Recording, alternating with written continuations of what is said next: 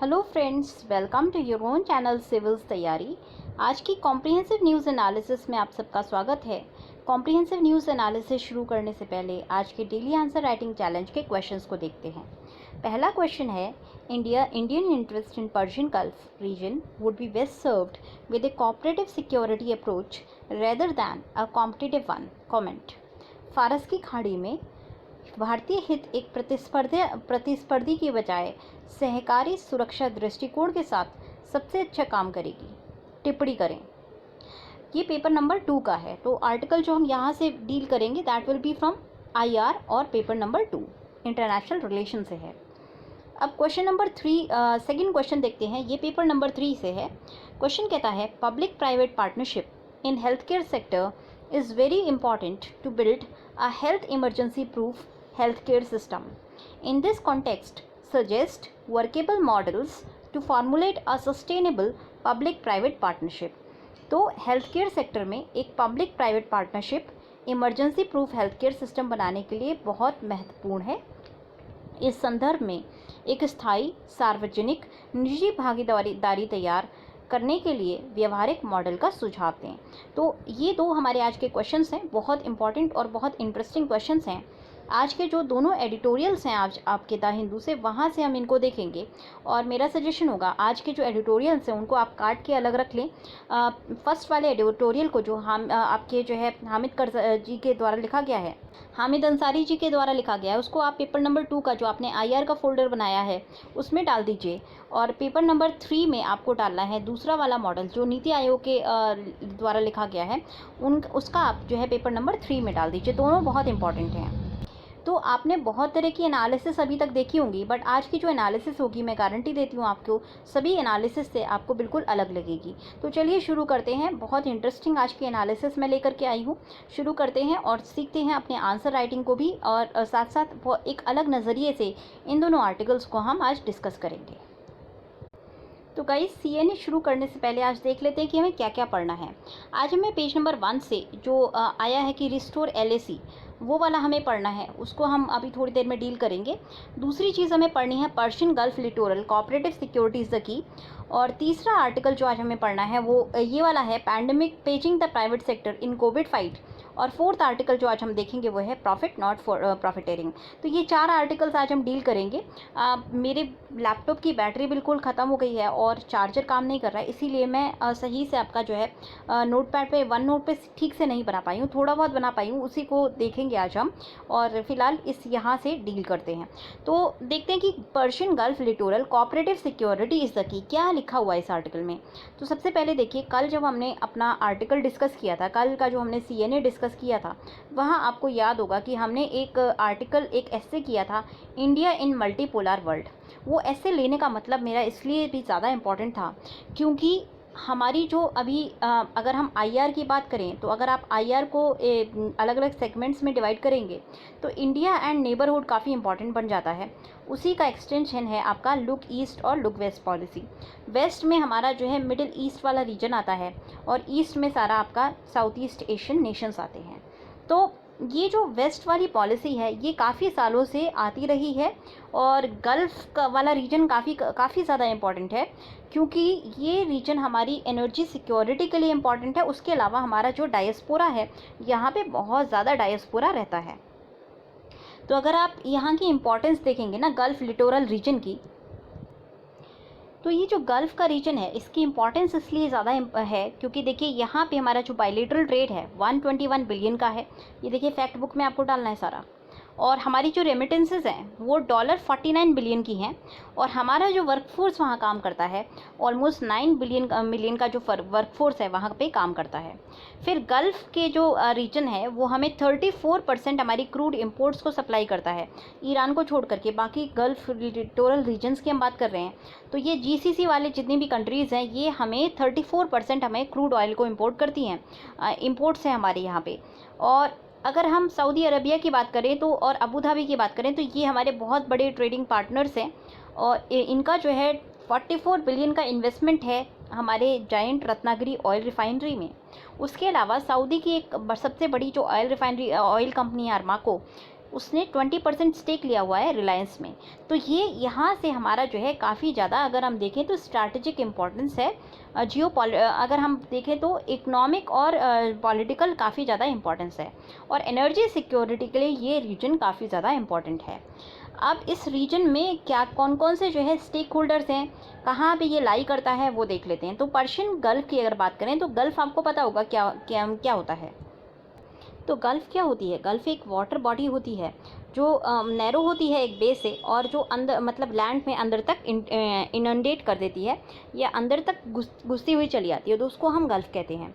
Persian gulf की अगर बात करें तो उसके पास जो लिटोरल रीजन्स हैं, लैंड है, वो 8 कंट्रीज़ हैं आपकी: Bahrain, Iran, Iraq, Kuwait, Oman, Qatar, Saudi Arabia और यूनाइटेड अरब एमिरेट्स या यूएई। देख लेते हैं एक बार इसको मैप पे।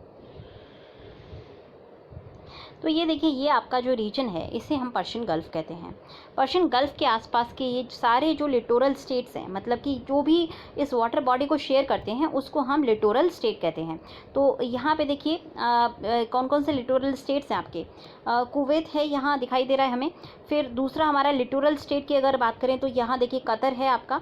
फिर हमने बात की थी कि यूएई है, देखिए ये पूरा यूएई है आपका लिटोरल स्टेट है। फिर आपका अगर हम बात करें सऊदी अरबिया, तो सबसे बड़ा यहाँ पे लिटोरल स्टेट आपका सऊदी अरबिया है। बाकी अगर आप देखेंगे तो इधर आपका ईरान शेयर करता है, ये देखिए ईरान है इधर आपका। फिर उसके अलावा ये देखिए ये इराक है, इराक भी शेयर करता है इसको पर्शियन गल्फ़ के आसपास है। और आपका बचा ओमान है यहाँ पे। तो ये सारे आपके कंट्रीज़ हैं जो शेयर करते हैं। तो ये सारे आपके लिटोरल स्टेट्स हो गए। अब अगर हम पर्शियन गल्फ़ की बात करें तो पर्शियन गल्फ़ काफ़ी ज़्यादा इम्पॉर्टेंट है, और यहाँ से ये देखिए ये पूरा जो एक एरिया है ये आपको कनेक्ट करेगा। पर्शियन गल्फ़ से आप इंडियन ओशन में सीधे आते हैं, और अगर इधर की तरफ जाएंगे आप तो यहाँ देखिए, तो पर्शियन गल्फ़ इसलिए भी इम्पॉर्टेंट है क्योंकि ये देखिए ये सारी जो स्टेट्स हैं, ये जितने भी हमने अभी लिटोरल स्टेट्स की बात की है, ये सारे स्टेट्स जो है आपके रिच इन ऑयल हैं। ऑयल से काफ़ी इनकी जो है शेयर्ड, ये देखिए शेयर्ड एक तो बाउंड्रीज़ हैं, दूसरी चीज़ नेचुरल रिसोर्स में ये natural gas plus oil rich states हैं। तो इसीलिए इनके जो है शेयर्ड वो हो जाते हैं, शेयर्ड इंटरेस्ट हैं इस रीजन में। बट अगर हम बात करें जैसे हमने कल देखा था कि अगर मल्टीपल पावर्स हो जाती हैं, मल्टीपल अगर रीजनल पावर्स हो जाती हैं, तो वहाँ पे एक थोड़ा सा जो है हेगमनी के लिए कंपटीशन भी शुरू हो जाता है। तो इधर जो स्टेट्स हैं, स्पेसिफिकली अगर हम दो बड़े स्टेट्स की बात करें, जो कि आपका है ईरान और दूसरा है आपका सऊदी अरबिया, तो ये दोनों जो स्टेट्स हैं इनके बीच में काफ़ी ज़्यादा खिंचाव रहता है एक दूसरे को लेकर के, क्योंकि इनकी पॉलिटिकल आइडियोलॉजीज़ अलग अलग हैं, और पॉलिटिक्स की वजह से ज़्यादा जो है ये एक दूसरे के अगेंस्ट रहते हैं, और यहाँ पे थोड़ा सा पावर राइवलरी देखी जाती है। बाकी कंट्रीज़ में भी थोड़ी सी पावर राइवलरी आपस में, पहले ईरान और इराक का भी वॉर हो चुका है 1970s में। और साथ साथ अगर आप बात करें कि जब से ईरान में 1979 में रिवॉल्यूशन हुआ है, तब से इधर का जो एरिया है काफ़ी ज़्यादा एक अगर बोलें सिक्योरिटी की दृष्टि से तो काफ़ी ज़्यादा अनस्टेबल ये एरिया हो गया है। अब हम बात करते हैं स्ट्रेट ऑफ हॉर्मुज़ की। देखिए अगर आपको पर्शियन गल्फ़ से इंडियन ओशन आना है, ये देखिए ये पर्शियन गल्फ़ है अभी हमने देखा था, और यहाँ से अगर आपको इंडियन ओशन जाना है, इंडियन ओशन में आना है, गल्फ़ ऑफ ओमान से होते हुए आपको अगर इंडियन ओशन की तरफ आना है, तो आपको जो है ये एक नैरो जो है एरिया क्रॉस करना पड़ेगा, जिसको कहा जाता है स्ट्रेट ऑफ हॉर्मुज़। तो ये जो स्ट्रेट ऑफ हॉर्मुज़ वाला एरिया है, अगर इसकी कंट्रोल की बात करें तो ये एकदम ईरान के पास पड़ता है। तो इधर जो है फ्रीडम ऑफ नेविगेशन काफ़ी इंपॉर्टेंट है, क्योंकि ऑयल रिच जो टैंकर्स होते हैं वो इस एरिया को क्रॉस करते हुए यहाँ से निकलते हुए जाते हैं। तो हमने इन लिटोरल स्टेट्स को देख लिया, अब हम सिक्योरिटी फ्रेमवर्क देख लेते हैं। क्या है इस एरिया का सिक्योरिटी फ्रेमवर्क? देखिए 1890 से अगर हम बात करें तो 1970 तक, 1890 से 1970 तक इस एरिया में जो सिक्योरिटी प्रोवाइड की जाती थी वो ब्रिटिश सर्स के द्वारा प्रोवाइड की जाती थी। तो ये ब्रिटिश लेड सिक्योरिटी फ्रेमवर्क था, जहाँ पे जो इंपीरियल सिविल सर्वेंट्स थे ब्रिटेन के, वो जो है सिक्योरिटी इधर प्रोवाइड करते थे। बट जैसे जैसे यहाँ पे रिवॉल्यूशंस होने शुरू हुए, धीरे धीरे जैसे वर्ल्ड वॉर के बाद एशिया में और अफ्रीका में जैसे जैसे इंडिपेंडेंट स्टेट्स स्टेट्स का फॉर्मेशन हुआ, वैसे वैसे यहाँ पे भी जो है रीजनल प्लेयर्स जो है अपने आप को एजर्ट करना उन्होंने शुरू कर दिया। और कॉपरेशन जो है, राइवलरी या कॉपरेशन, दोनों में से कोई एक चीज़ होगी इस एरिया में, वो एविडेंट हो गया था। यूएसए ने 1973 में अपनी रिपोर्ट में कहा था कि यहाँ पे जो अभी वेस्ट एशिया में जो अंडर करंट्स हैं, उससे ये लगता है कि सऊदी और ईरान का कॉपरेशन जो है अनसर्टेन होगा, और यहाँ पे साइकोलॉजिकल, नेशनलिस्टिक और प्रेस्टीज फैक्टर इन दोनों के बीच में काम करेंगे। और इसीलिए सऊदी और ईरान को लेकर के अगर हम सिक्योरिटी फ्रेमवर्क बनाते हैं तो वो शायद बहुत लंबे टाइम तक परसिस्ट नहीं करेगा, क्योंकि यूएस या सऊदी और ईरान के बीच में जो है काफ़ी ज़्यादा अगर देखा जाए तो राइवलरीज़ हैं। फिर निक्सन का और कार्टर का डॉक्ट्रिन आया। अब निक्सन और कार्टर का डॉक्ट्रिन क्या है? देखिए, इन दोनों के जो डॉक्ट्रिन्स थे, ये अमेरिकन हेगेमनी को कहीं ना कहीं बनाने की कोशिश की है इन्होंने मिडिल ईस्ट के रीजन्स में। तो कार्टर का डॉक्ट्रिन जो है 1980 में आया था, और वो सीधे सीधे कहता है कि यूएसए मिलिट्री की फोर्स को यूज़ करेगा अगर उसको जो है अपने पर्शियन गल्फ में नेशनल इंटरेस्ट को डिफेंड करना पड़ा। तो ये जो है सोवियत यूनियन के रिस्पांस में था, जिसने जो है अफ़गानिस्तान में इंटरवेंशन किया था 1979 में। और ये इंटेंडेड था कि सोवियत यूनियन को जो है डिटर किया जाए, जो कि यूएसए का एक कोल्ड वॉर का एडवर्सरी था। तो यहाँ पे क्लियर है कि पर्शियन गल्फ में अमेरिका ने अपनी हेगेमनी जो है एजर्ट करनी शुरू कर दी थी इन डॉक्ट्रिन्स के थ्रू, दोनों निक्सन डॉक्ट्रिन के थ्रू भी और कार्टर डॉक्ट्रिन के थ्रू भी। तो इस डॉक्ट्रिन के इम्प्लीमेंटेशन के लिए कार्टर एडमिनिस्ट्रेशन ने क्या किया था? इन्होंने जो है रैपिड डिप्लॉयमेंट फोर्सेस को बिल्ड करना शुरू कर दिया था, जो इवेंचुअली अल्टीमेटली बन गई थी सेंटकॉम। ये जो इन्होंने जो है साथ साथ सेलेक्टिव सर्विस रजिस्ट्रेशन की भी बात की थी, जिससे कि 5% जो मिलिट्री स्पेंडिंग है अगले 5 साल तक, वो यूएसए की नेवल प्रेजेंस को बढ़ाने के लिए पर्शियन गल्फ में स्पेंडिंग की जाए।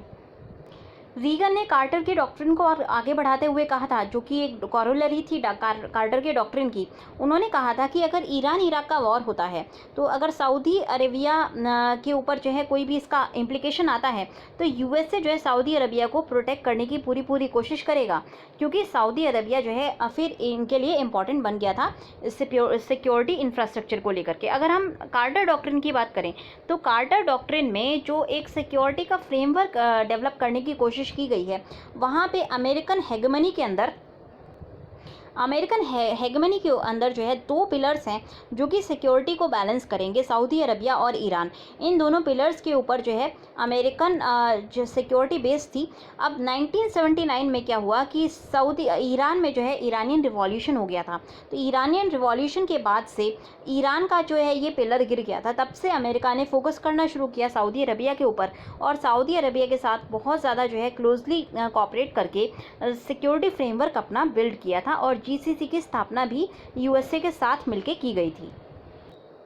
तो ये जो हमने ट्विन पिलर अप्रोच की बात की है, जहाँ पे सऊदी और ईरान जो है 2 पिलर्स की तरह एक्ट करेंगे अमेरिकन सिक्योरिटी फ्रेमवर्क के, तो ये जो है गिर गया था, एक पिलर गिर गया था ईरानियन रिवॉल्यूशन के साथ। फिर उसके बाद देखिए बहुत सारी जो है चेंजेस आए थे इसमें ईरानियन। अगर हम वेस्ट एशिया की बात करें, तो एक मेजर रीज़न था इन इतने सारे जो है कॉन्फ्लिक्ट्स का, मेजर रीज़न ये था कि वहाँ पे एक कॉम्पिटिटिव जो है सिक्योरिटी की बात हो रही थी। हर रीजन, हर जो कंट्री है वो रीजनल हेगमन की तरह काम कर रहा था। स्पेसिफिकली ईरान की बात करें तो इराक की बात करें तो ईरान की बात करें, और सऊदी अरबिया की बात करें, ये 3 जो है बड़े की रीजनल प्लेयर्स या हेगमन्स के रूप में इमर्ज होकर आए थे। अब आपको पता है कि एक म्यान में 3 तलवार तो नहीं रह सकती, इसीलिए यहाँ पे इतना ज़्यादा जो है कॉन्फ्लिक्ट्स इधर देखे गए थे। तो एक अगर आपको सिक्योरिटी फ्रेमवर्क चाहिए या बनाना है, तो आपको कुछ क्वेश्चंस आंसर करने होंगे कि सिक्योरिटी किसको देनी है, किसके द्वारा दी जाएगी, किसके अगेंस्ट दी जाएगी, और किस पर्पस के लिए सिक्योरिटी दी जाएगी। क्या ये जो है लोकल रिक्वायरमेंट है, रीजनल रिक्वायरमेंट है, या ग्लोबल रिक्वायरमेंट है सिक्योरिटी का? फिर क्या इस सिक्योरिटी के लिए एक्स्ट्रा रीजनल एजेंसी की ज़रूरत है? अगर है तो फिर कितने हद तक इस एक्सटर्नल एजेंसी की ज़रूरत है? तो ऐसे जो फ्रेमवर्क इंग्रेडिएंट्स होता है किसी भी सिक्योरिटी फ्रेमवर्क का, उसको ये देखना है कि जो भी सिक्योरिटी फ्रेमवर्क हो उसके द्वारा हमें कुछ गोल्स अचीव करने होते हैं। पहला गोल है पीस और स्टेबिलिटी का, हर इंडिविजुअल लिटोरल स्टेट के अंदर, मतलब जो भी पर्शियन गल्फ के आसपास के स्टेट्स हैं सबके अंदर पीस हो और स्टेबिलिटी हो। पीस एंड स्टेबिलिटी का एक जो है गोल अचीव करना है। दूसरा गोल जो है अचीव करना है वो है कि अपनी फ्रीडम होनी चाहिए, फ्रीडम ऑफ नेविगेशन। जो अभी हमने स्ट्रेट ऑफ हॉर्मुज की बात की थी, तो कोई भी कंट्री जो है स्ट्रेट ऑफ हॉर्मुज को रोक करके ना खड़ी हो, आसानी से शिप्स जो है एक कंट्री से दूसरी बाकी जो है इंडियन ओशन तक नेविगेट कर सके। तो फ्रीडम ऑफ नेविगेशन जो है दूसरा रिक्वायरमेंट है इस सिक्योरिटी फ्रेमवर्क का। तीसरा रिक्वायरमेंट ये है कि हर कंट्री के पास फ्रीडम हो कि वो अपनी नेचुरल रिसोर्स को एक्सप्लॉइट कर सकें और साथ साथ जो है वो जो आपका कॉन्फ्लिक्ट को प्रिवेंट कर सके। तो ये 4 मेन जो है पिलर्स होंगे सिक्योरिटी फ्रेमवर्क के। पहला पिलर हमने देखा पीस एंड स्टेबिलिटी है। दूसरा पिलर हमने देखा कि फ्रीडम टू लिटोरल स्टेट्स है। तीसरा देखा फ्रीडम ऑफ नेविगेशन है और चौथा देखा प्रिवेंशन ऑफ कॉन्फ्लिक्ट है। तो क्या ऐसा जो फ्रेमवर्क होगा वो सेल्फ सस्टेनिंग होगा या एक्सटर्नल गारंटीज़ के बेसिस पर होगा? तो अभी तक जो भी हमने फ्रेमवर्क देखे हैं गल्फ में, वहाँ पे या तो एक्सटर्नल गारंटी बेस्ड फ्रेमवर्क हमने देखे हैं और या फिर जो है जो भी इंटरनल फ्रेमवर्क का शुरुआत की गई उसमें जो है हमने बहुत ज़्यादा राइवलरीज देखी हैं। तो बेसिकली जो गल्फ काउंसिल और यूएसए की बात करें तो यूएसए ने जो है ईरान की रिवॉल्यूशन के बाद अपने इंटरेस्ट को प्रोटेक्ट करने के लिए कार्टर डॉक्ट्रिन और रीगन डॉक्ट्रिन अपनाते हुए गल्फ कॉपरेशन काउंसिल की शुरुआत की थी। अब ये गल्फ कॉपरेशन काउंसिल क्या है? इसमें सारे जो है अरब लिटोरल स्टेट हैं इराक को छोड़ करके, और ईरान भी नहीं है। तो ईरान और इराक इसमें गल्फ कॉपरेशन काउंसिल के हिस्सा नहीं है। गल्फ कॉपरेशन काउंसिल की अगर बात करें तो यहाँ पे यूएस लेड जो है सिक्योरिटी फ्रेमवर्क की बात की जाती है, जहाँ पे अगर कोई भी कंट्री इन जीसीसी के ऊपर अगर अटैक करती है तो वो कहीं ना कहीं अटैक देखा जाएगा यूएसए की सॉवरेनिटी के ऊपर, और यूएसए पूरा जो है सिक्योरिटी फ्रेमवर्क प्रोवाइड करने की कोशिश करता है। तो ये एक तरह से देखा जा सकता है कि यूएस ब्रोकर्ड जो है सिक्योरिटी सिस्टम होगा। बट बहुत सारे जो है मल्टीलेटरल एग्रीमेंट्स जो ईरान के न्यूक्लियर प्रोग्राम के ऊपर हुए थे ओबामा एडमिनिस्ट्रेशन में, जिनको डिसोन कर दिया गया था यूएसए के प्रेसिडेंट डोनाल्ड ट्रंप के द्वारा, उसने कहीं ना कहीं इस रीजन को अगेन आर्म्ड कॉन्फ्लिक्ट के आसपास पहुंचा दिया है। परसेप्शन ये है अभी गल्फ कोऑपरेटिव जीसीसी में कि यूएसए का जो कमिटमेंट है इस सब रीजनल सिक्योरिटी का वो कहीं ना कहीं डिक्लाइन होता जा रहा है और यूएसए अपनी प्रायोरिटीज़ को चेंज कर रहा है। इस वजह से जो जीसीसी के बाकी मेंबर्स हैं उनके बीच में जो है क्वेश्चंस खड़े होते हैं अपनी सिक्योरिटी के कंसर्न्स को लेकर के, स्पेसिफिकली ईरानियन थ्रेट के सामने। ईरान की जो थ्रेट की अगर बात करें तो ये बेसिकली पॉलिटिकल और आइडियोलॉजिकल थ्रेट है। टेरिटोरियल एज सच कोई, आपने देखा कि पर्शियन गल्फ बीच में पड़ती है, एक तरफ ईरान है दूसरी तरफ सऊदी अरेबिया है, तो ऑब्वियसली टेरिटोरियल तो थ्रेट कोई है ही नहीं।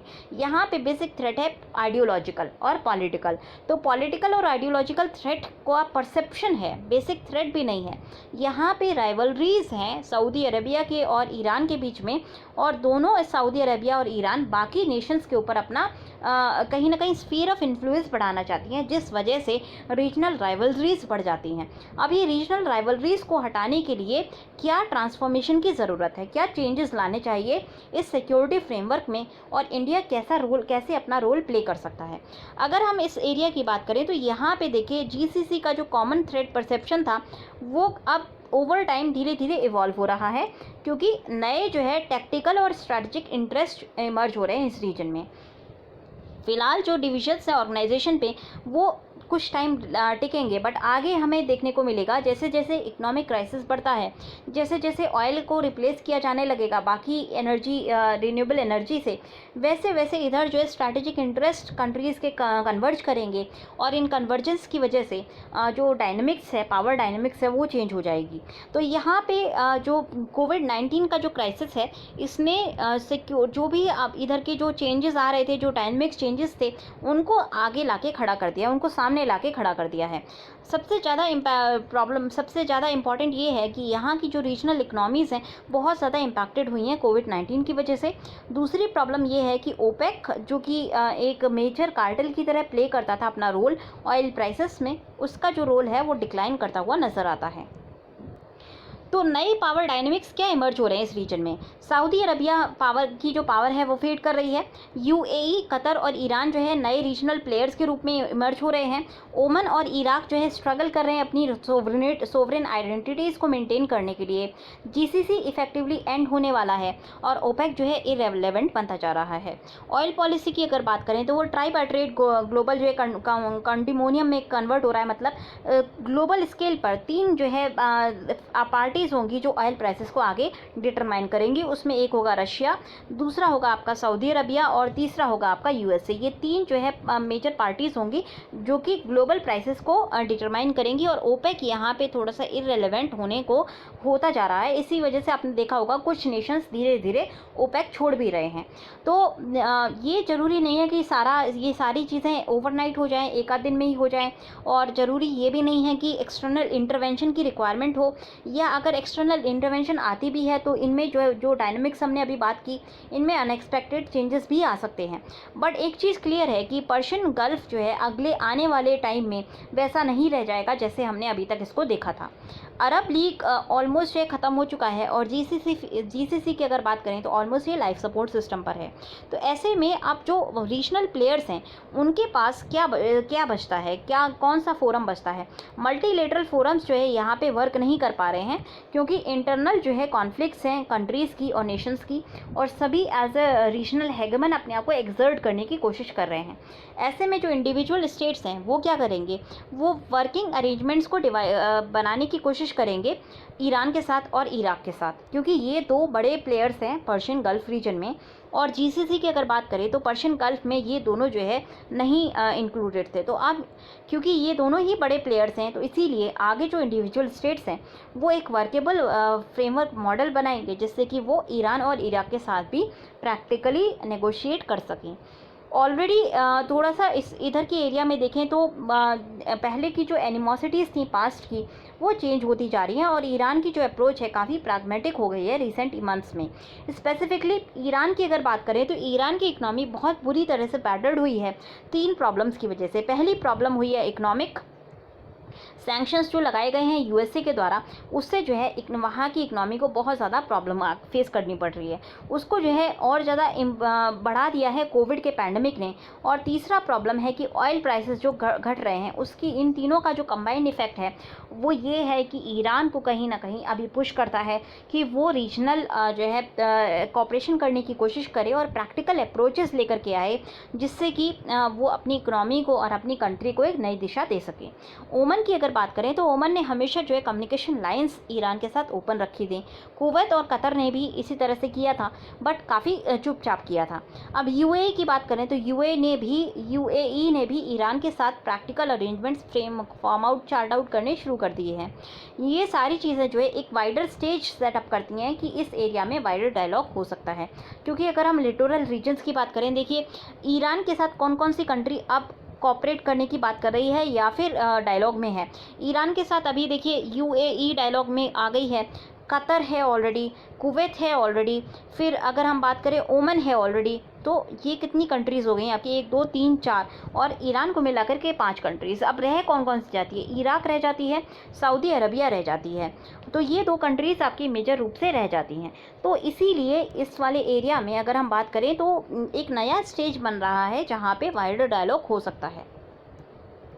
देखिए पहले जो जीसीसी का सिक्योरिटी फ्रेमवर्क था वो अच्छा नहीं था क्योंकि वो एक एक्सक्लूसिव सिक्योरिटी फ्रेमवर्क था। उसमें क्या था कि हमने जो है एक्सक्लूजन किया हुआ था 2 बड़े पावर्स का जो कि ईरान और इराक थे। अब जब भी एक्सक्लूसिव सिक्योरिटी नेटवर्क होता है, जब भी एक एक्सक्लूसिव सिक्योरिटी फ्रेमवर्क अरेंजमेंट होता है लिटोरल रीजन्स में, स्पेसिफिकली ऐसे स्टेट्स में जहाँ पे बहुत ज़्यादा शेयर्ड जियोपॉलिटिकल इंटरेस्ट हो, तो वहाँ पे क्या होता है कि एक दूसरे के खिलाफ इनसिक्योरिटी बढ़ जाती है, रीजनल टेंशन्स बढ़ जाती हैं और साथ साथ जो है आर्म रेस शुरू हो जाती है। यही जो है हमने देखा था वेस्ट एशिया में काफ़ी टाइम से हो रहा था।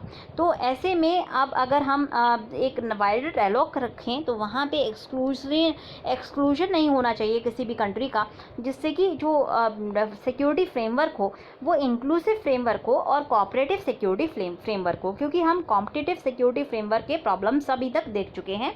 प्रॉब्लम्स थी कॉन्फ्लिक्ट, तो अब इंडिया की जो टाइज़ हैं उसमें इंडिया की टाइज़ किस तरह की हैं इस एरिया में, और इंडिया क्या किस तरह से जो है इन्वॉल्वमेंट कर सकता है एक कोऑपरेटिव सिक्योरिटी फ्रेमवर्क में।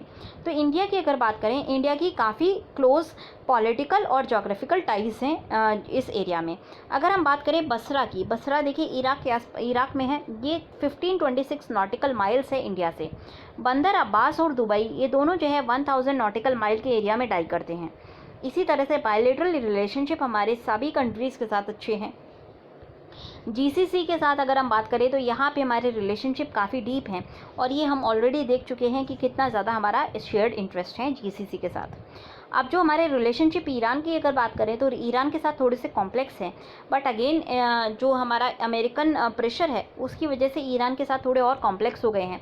बट ईरान की बहुत ज़्यादा जियोपॉलिटिकल रेलेवेंस है, क्योंकि ईरान का जो एक ईरान की अगर हम बात करें, ईरान की जो पोजीशन है वो ना केवल हमारे जो है एशिया के पास है, हमारी दो मेजर नेबर कंट्रीज़ अफ़गानिस्तान और पाकिस्तान का नेबर है। दूसरी बात, ये सेंट्रल एशियन कंट्रीज़ का नेबर है, और कॉकस की तरफ भी इसका रास्ता खुलता है, मतलब यूरोप की तरफ भी इसका रास्ता खुलता है।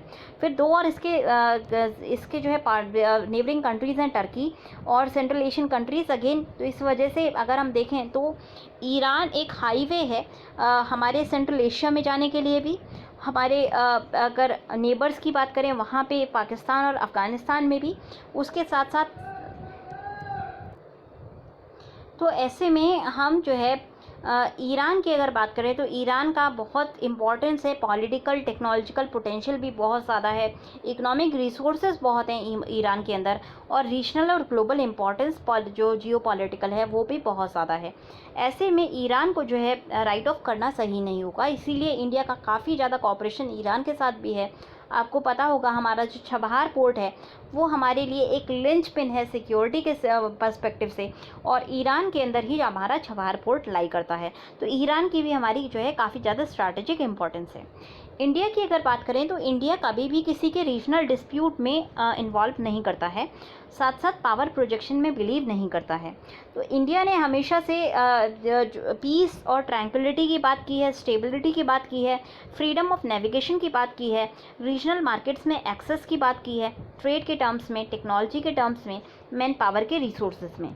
ऐसे में इंडिया के इंटरेस्ट बेस्ट सर्व होंगे कि अगर हम कोऑपरेटिव सिक्योरिटी फ्रेमवर्क को यहाँ पे लेकर के आएँ एक ऑल्टरनेटिव के रूप में। कॉम्पिटिटिव सिक्योरिटी फ्रेमवर्क की जगह अगर हम एक कोऑपरेटिव सिक्योरिटी फ्रेमवर्क जो है इस एरिया के लिए अनवील करते हैं, या फिर हम जो है अपनी रीजनल, क्योंकि हमारी देखिए सऊदी के साथ भी एक अच्छी फ्रेंडशिप है, ईरान के साथ भी अच्छी फ्रेंडशिप है, तो हम कहीं ना कहीं एज अ मीडिएटर के रूप में रोल प्ले कर सकते हैं इस कोऑपरेटिव सिक्योरिटी फ्रेमवर्क को लाने में। तो अगर हम ऐसा करते हैं तो हमारी जो सिक्योरिटी है वो भी स्ट्रेंथन होगी, साथ साथ हमारे जो रिलेशनशिप हैं वो भी जो है ड्यूरेबल पीस की तरफ बढ़ेंगे, और मिडिल ईस्ट में भी जो एक पीस है वो लंबे समय तक आ सकती है। गल्फ़ की अगर रीजन की बात करें तो यहाँ की पीस काफ़ी इंपॉर्टेंट है हमारी ग्लोबल सिक्योरिटी के लिए और एनर्जी के लिए। इसीलिए इस रीजन में एक कोऑपरेटिव सिक्योरिटी फ्रेमवर्क आना चाहिए, और उसको कहीं ना कहीं इंडिया अपनी शेयर्ड वैल्यूज़ के साथ, स्पिरिचुअल वैल्यूज़ के साथ, अपने जो एक कॉमन इंटरेस्ट हैं उनके साथ जो है इस वाले रीजन के लिए अनवील कर सकता है या कंस्ट्रक्टिव भूमिका निभा सकता है। तो गाइज नेक्स्ट क्वेश्चन हमें देखना है, model for public private partnership in health care. इसके लिए paging the private sector in Covid fight, इसको देखेंगे हम। तो यहाँ पे जो इंट्रोडक्शन दिया हुआ है उसको छोड़ करके एक दूसरा इंट्रोडक्शन हम देख लेते हैं अपने आंसर का। आपको पसंद आए तो इसको आप लिख सकते हैं, अदरवाइज़ आप कुछ और भी इंट्रोडक्शन बना सकते हैं। इंट्रोडक्शन में है, पैंडमिक वॉर की तरह एक ऑल आउट एफर्ट को रिक्वायर करते हैं जिससे कि विक्ट्री इंश्योर की जा सके। पब्लिक और प्राइवेट एंटरप्राइजेस ये बैकबोन है एक मिक्स्ड इकोनॉमिक सिस्टम का, और इसीलिए इनको एक टैंडम में काम करना है, मतलब एक बैलेंस में काम करना है, साथ साथ काम करना है जिससे कि ऑप्टिमल रिजल्ट्स आ सकें।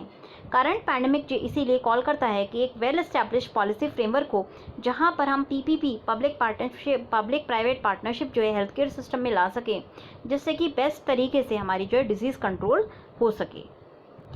तो हमारे क्वेश्चन में पूछा गया था कि क्या हम मॉडल ला सकते हैं जिससे कि हमारा जो प्राइवेट सेक्टर है उसके रिसोर्सेज को हम यूटिलाइज कर सकें बेटर तरीके से, या फिर हम अपने जो प्राइवेट रिसोर्सेज हैं उनको किस तरह से बेस्ट यूटिलाइज कर सकते हैं कोविड के अगेंस्ट फाइट में।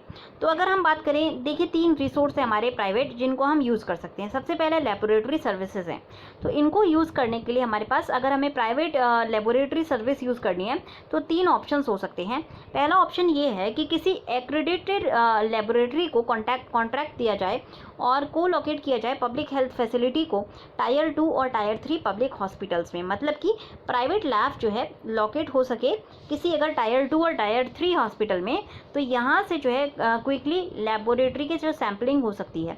या फिर हम कर सकते हैं कि स्टेट्स जिनके पास ऑलरेडी पीपीपी कॉन्ट्रैक्ट्स हैं प्राइवेट लैब्स के साथ, उनको कहा जा सकता है कि वो कोविड का टेस्ट भी अपने इस पीपीपी में पब्लिक प्राइवेट पार्टनरशिप में ऐड कर दें। गवर्नमेंट इसके लिए क्या कर सकती है कि किट्स को प्रोक्योर कर सकती है और लैब जो है सर्विस फ़ी चार्ज कर सकती हैं। तो एक ये मॉडल ये हो गया, या तो लेबोरेटरी जो है को लोकेट हो जाए, या फिर लेबोरेटरी जो है कोविड का टेस्ट करे और गवर्नमेंट किट प्रोवाइड करे और सर्विस चार्ज जो है ये उसको लैब को दे और लैब अपनी टेस्टिंग करके रिजल्ट्स प्रोवाइड कर सके।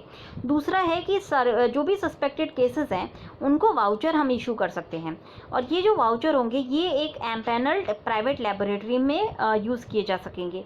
वाउचर को जनरेट किया जाएगा टेली हेल्थ कॉल सेंटर से और वाउचर को रीइम्बर्स किया जाएगा गवर्नमेंट के द्वारा। तो ये दूसरा मॉडल हो सकता है जहाँ पे हम लेबोरेटरी की सर्विसेज ले सकते हैं।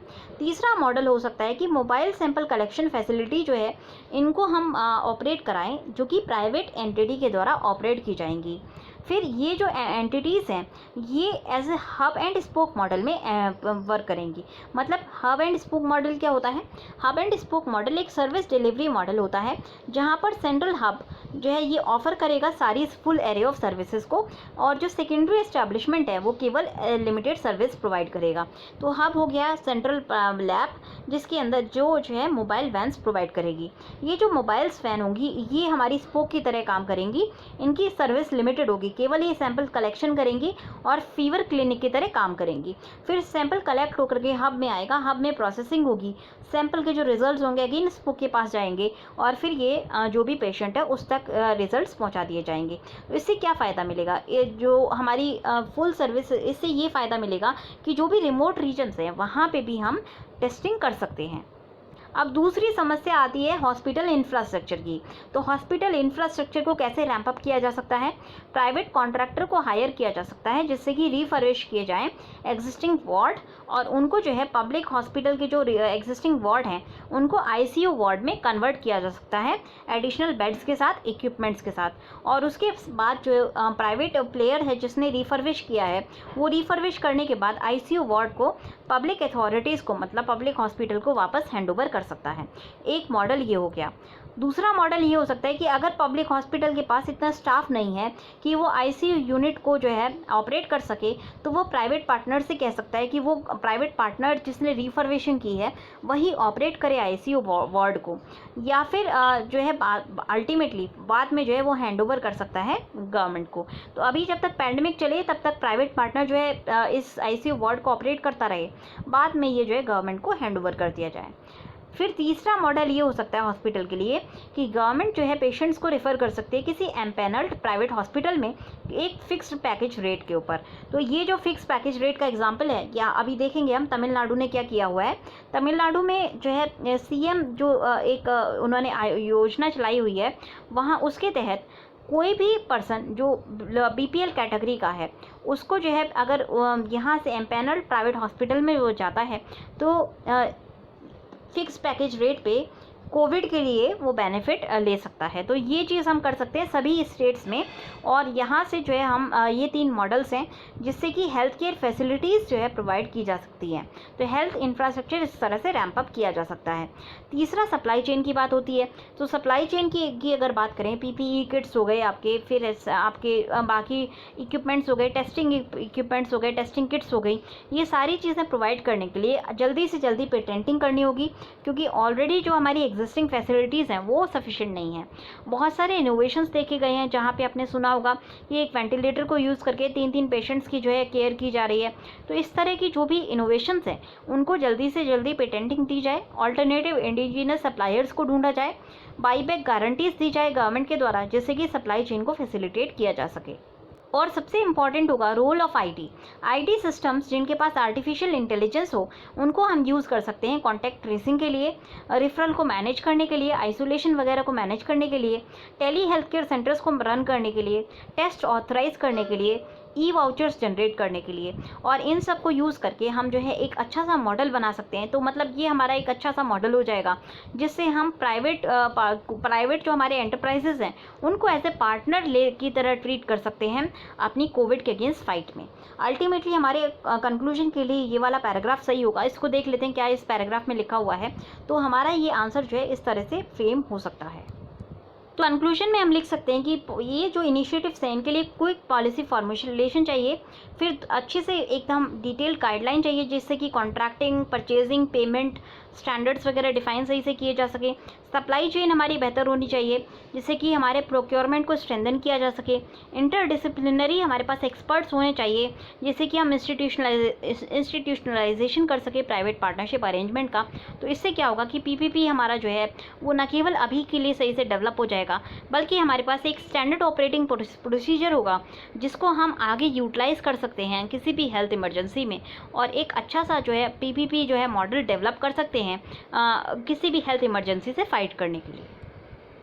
तो गाइस एक ऑनगोइंग इशू है हमारा एलएसी का और हमें देखना है कि इसमें क्या बातचीत हुई थी। आपको याद होगा कि जून 6 को बात होनी थी हमारे लेफ्टिनेंट जनरल लेवल पे, और इंडिया की तरफ से जो है हमारे हरविंदर सिंह जी गए थे और चाइना की तरफ से भी आपके ली लियू आए थे। दोनों के बीच में जो बातचीत चली थी काफ़ी लंबी चली थी। सुबह 11:30 बजे से लेकर के शाम के 6:30 बजे तक बातचीत चली थी, बट अभी तक कोई रिजोल्यूशन नहीं निकला है।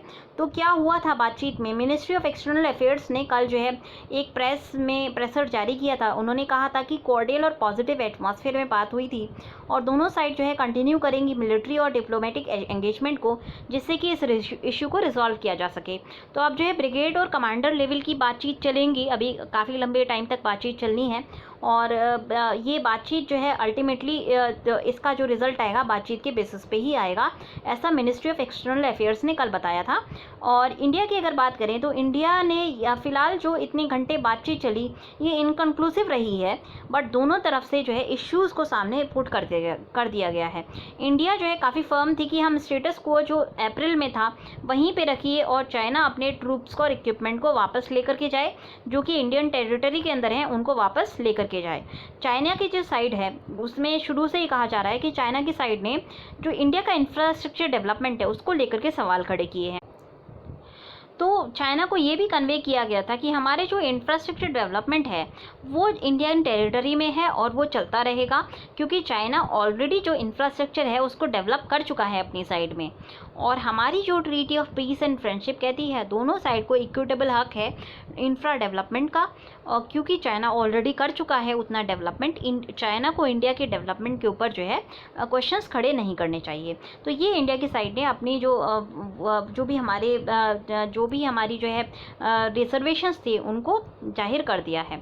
अब ये देखिए 2019 की इमेज है और ये नगारी की इमेज है जो कि 180 किलोमीटर दूर है पांगोंग सो से।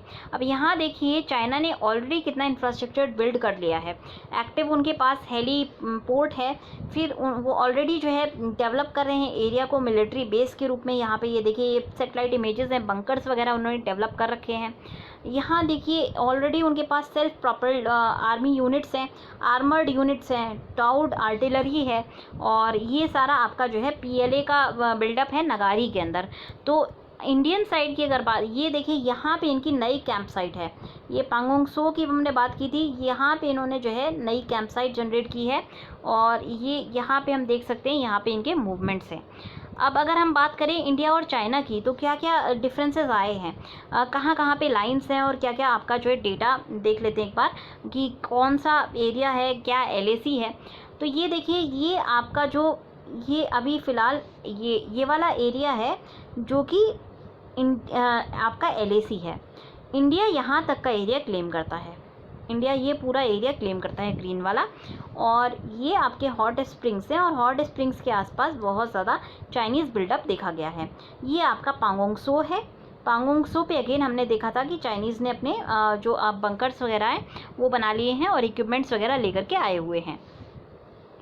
चाइना की अगर बात करें तो चाइना न केवल पांगोंगसू का ये जो एरिया है एलएसी का यहाँ तक क्लेम करता है, बल्कि अंदर तक क्लेम करता है, जो कि इंडियन टेरिटरी में लाई करता है। अब अगर चाइनीज़ बिल्डअप की बात करें तो ये पूरा जो ग्रे एरिया है यहाँ पे चाइनीज़ ने बहुत बिल्डअप किया हुआ है, तो उनको बोला जा रहा है आप वापस जाइए, ये जो ग्रीन लाइन थी पहले ग्रीन लाइन के पीछे थे, तो आप वापस ग्रीन लाइन के पीछे जाइए, ऐसा इंडिया का कहना है। अब अगर हम बात करें इंडियन जैसे इंफ्रास्ट्रक्चर की अगर बात करें, क्या इंफ्रास्ट्रक्चर की बात हो रही है, तो देखिए इंडिया का जो आईटीबीपी कैंप है, यहाँ पर आईटीबीपी कैंप है, ये पहले से ही था इंडिया का। यहाँ पे देखिए नया जो है एक इंफ्रा बिल्डिंग की जा रही है और ये नई कैंप साइट है, जिस वजह से जो ये मतलब चाइनीज़ कहीं ना कहीं हमारे ऊपर आपत्ति जता रहे हैं। तो ये well with in Indian territory है, यहाँ पे जो है लाइन ऑफ एक्चुअल कंट्रोल है, तो इंडियन टेरिटरी के अंदर जो है नई कैंप साइट है और यहाँ पे जो हम बिल्डअप कर रहे हैं बिल्कुल हमारा जो अपनी कैंप साइट के अंदर है, और वो भी एक मिनिमल इंफ्रास्ट्रक्चर डेवलपमेंट है। और अगर इनकी बात आप करेंगे, यहाँ पे देखिए इनके कैंप साइट्स देखिए कितने ज़्यादा इन्होंने हैवी मिलिटराइजेशन किया हुआ है। तो ये आप इस तरह से हम देख सकते हैं कि चाइना का जो एक एटीट्यूड है थोड़ा सा दबाव देने वाला था, अभी भी जो इन्होंने जो इनकंक्लूसिव टॉक रही है, चाइना कहीं ना कहीं चाहता है कि जितना डिले हो सके उतना डिले करे, जिससे कि बाद में इंडिया की आर्म ट्विस्टिंग की जा सके। बट इंडिया इस वक्त अपने जो पोजीशन है उस पर फर्म है, और अगर हम फर्मनेस रखेंगे तो शायद इसको डोकलाम की तरह अल्टीमेटली हम रिजॉल्व भी कर लेंगे। क्योंकि इंडिया की अगर बात करें तो इंडिया ने भी अब शोल्डर टू शोल्डर जो है अपना आर्मी जो सोल्जर्स हैं उनका मूवमेंट इस एरिया में बढ़ा दिया है। आईटीबीपी कैंप की बात करें या फिर नॉर्दर्न जोन की बात करें तो हमने जो है अपने ट्रूप मूवमेंट्स इधर काफ़ी रेडी करके रखे हुए हैं, जिससे कि अगर कोई भी कॉन्फ्लिक्ट होती है तो हम उसमें प्रिपेयर्ड रहें और एकदम से 1962 वाली जो बात है वो रिपीट ना हो। तो अब नेक्स्ट आर्टिकल को देख लेते हैं। तो लास्ट आर्टिकल आज हमें देखना है प्रॉफिट नॉट प्रॉफिटेरिंग। तो स्टेट्स ने कुछ स्टेट्स ने क्या किया है कि चार्जेस को रेगुलेट करने की कोशिश की है। कोविड-19 जो भी प्राइवेट हॉस्पिटल में प्राइवेट केयर के लिए जा रहे हैं उनके चार्जेस को रेगुलेट करने की कोशिश की है। तो कुछ स्टेट्स ने क्या किया है कि जो भी हॉस्पिटल फ़ी चार्ज की जाती है प्राइवेट सेक्टर के द्वारा कोविड-19 केयर में, उसको जो है रेगुलेट करने की कोशिश की है। क्योंकि बहुत सारी ऐसी रिपोर्ट्स आ रही थी जहाँ पे बहुत हाई बिल जो है चार्ज किया जा रहा था प्राइवेट सेक्टर के द्वारा, जो उन लोगों की केयर के लिए जो भी हॉस्पिटलाइज हो रहे थे कोविड-19 के केसेस को लेकर के। कुछ स्टेट्स ने जो है इस तरह में जो भी इन्वॉल्वमेंट किए हैं सही किया है और कैप करने की कोशिश की है जो टैरिफ चार्ज किए जा सकते हैं प्राइवेट हॉस्पिटल्स के द्वारा। अब कुछ इंस्टेंसेस में जैसे कि आईसीएमए ने भी दिखाया था कि गवर्नमेंट को इंटरवेंशन करना चाहिए इन चीज़ों में रेगुलेट करने के लिए। Means even Indian medical association में कुछ इंस्टेंसेस में कहा था कि गवर्नमेंट जो है रेगुलेट करे टैरिफ चार्जेस को। महाराष्ट्र ने सबसे पहले जो है टैरिफ चार्जेस को रेगुलेट किया, उसके बाद गुजरात और तमिलनाडु ने भी रेगुलेट किया था, क्योंकि इन तीनों स्टेट में सबसे ज़्यादा कोविड-19 के इन्फेक्शंस थे और ऐसे में लोग जो है प्राइवेट हॉस्पिटल्स में भी जा रहे थे। अब प्राइमरी जो है स्टेट के लिए प्राइमरी टेस्टिंग एजेंट्स और केयर गिवर्स को देखना है कि स्टेट जो है प्राइमरी केयर गिवर के रूप में इमर्ज होना चाहिए। कुछ प्राइवेट हॉस्पिटल वो भी इस फ्रंट लाइन ऑफ बैटल में खड़े हैं। शुरू में क्या हुआ था कि सारे जो टेस्ट थे वो गवर्नमेंट के द्वारा किए जा रहे थे और जो भी पॉजिटिव टेस्ट हो रहा था उसको गवर्नमेंट हॉस्पिटल्स में आइसोलेशन और ट्रीटमेंट के लिए शिफ्ट किया जा रहा था। बट जैसे जैसे नंबर ऑफ़ केसेस बढ़ते गए वैसे वैसे जो पब्लिक हॉस्पिटल्स की अगर हम कैपेसिटी की बात करें तो वो कम होती चली गई। उनके पास इतनी कैपेसिटी नहीं थी कि वो सबको जो है एडमिट कर सकें। ऐसे में प्राइवेट सेक्टर का इन्वॉल्वमेंट ज़रूरी हो गया था। बट प्राइवेट सेक्टर के इन्वॉल्वमेंट के साथ साथ रिपोर्ट्स इमर्ज हुई कि बहुत ज़्यादा ओवरचार्जिंग की जा रही थी। फॉर एग्जांपल जो कॉस्ट थी वो 7 लाख के आसपास आ रही थी 14 दिन के हॉस्पिटलाइजेशन की, और इवन माइल्ड और असिम्प्टोमेटिक पेशेंट्स के ऊपर भी इतना ज़्यादा चार्ज किया जा रहा था प्राइवेट हॉस्पिटल्स के द्वारा। अगर आईसीयू की केयर की ज़रूरत पड़ती तो रेट्स बहुत ज़्यादा हाई हो रहे थे। तो रेट्रोस्पेक्ट में ये लगता है कि जो गवर्नमेंट की स्ट्रैटेजी थी कोविड-19 के टेस्ट प्राइसेस को रेगुलेट करने की, वो स्ट्रैटेजी उनको जो है हॉस्पिटल चार्जेस को रेगुलेट करने के लिए भी अप्लाई करनी चाहिए थी। हॉस्पिटल को ग्रेड किया जा सकता था कैटेगरीज़ के ऊपर के अंदर, जिसमें जो है जो भी फैसिलिटीज़ वो प्रोवाइड करते हैं उसके बेसिस पे ग्रेडिंग की जा सकती थी और रीजनेबल रेट फिक्स किए जा सकते थे पर डे के हिसाब से हर कैटेगरी के लिए। आईसीयू रेट हो सकता है थोड़े से ज़्यादा हों, पर उनके लिए भी प्राइवेट हॉस्पिटल्स को जो है टैरिफ पॉलिसीज़ फॉलो करनी चाहिए थी। इससे एक पार्टिसिपेटरी प्रोसेस भी हम बना सकते थे, जहाँ पे प्राइवेट सेक्टर को जो है को-ऑप्ट किया जा सकता था टैरिफ के डिस्कशन के लिए। तमिलनाडु ने एक सेपरेट टैरिफ पॉलिसीज़ जो है बनाई थी under chief ministers comprehensive health insurance scheme, जो कि जन आरोग्य योजना की तरह है। वहाँ पे पेशेंट्स के लिए इजी हो गया था कि वो लोअर इनकम ग्रुप वाले जो पेशेंट्स हैं वो प्राइवेट हेल्थ केयर ट्रीटमेंट को जो है एक्सेस कर सके कोविड-19 के लिए। उसी के साथ साथ तमिलनाडु ने जो है रेट ऑफ टेस्टिंग को भी फिक्स कर दिया था 3000 पर टेस्ट। तो ये जो है वॉचफुलनेस ज़रूरी है स्टेट्स के लिए, जिस पर हाई हैंडेडनेस नहीं दिखानी चाहिए। देखिए, लोगों को इस वक्त काफ़ी ज़्यादा प्रॉब्लम्स हैं, ऐसे में हार्श टाइम में प्रॉफिटेरिंग नहीं करनी चाहिए हेल्थ केयर सेक्टर को, स्पेसिफिकली हेल्थ केयर सेक्टर को, क्योंकि हेल्थ केयर सेक्टर एक जो है नोवल सेक्टर है, एक ह्यूमैनिटेरियन सेक्टर है, यहाँ पे प्रॉफिटेरिंग का कोई मतलब नहीं होना चाहिए। तो आज के डिस्कशन में इतना ही। अगर आपको पसंद आया हो तो लाइक करना ना भूलें। Thanks a lot and have a good day.